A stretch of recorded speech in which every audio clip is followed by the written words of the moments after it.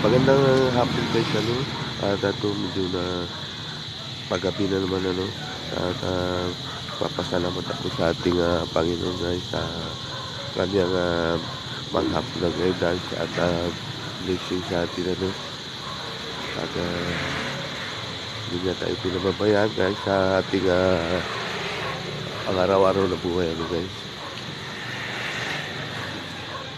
So guys, yan lang at sa inyo rin ay nagpapasalamat din ako sa inyong patuloy na subaybay sa ating channel guys.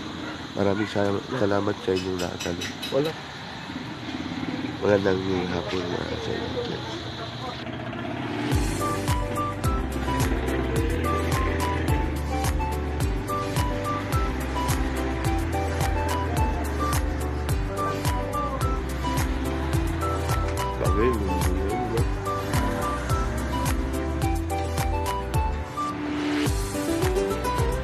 Booming man kausap nila.